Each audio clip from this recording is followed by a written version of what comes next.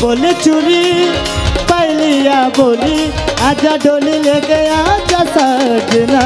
बोले चूड़ी पहलिया बोली आजा डोली लेके आजा सजना।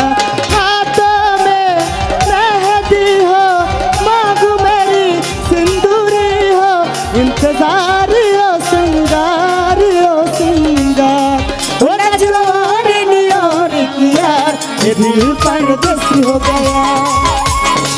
ओ हमें तुमसे हो गया ये दिल परदेसी हो गया।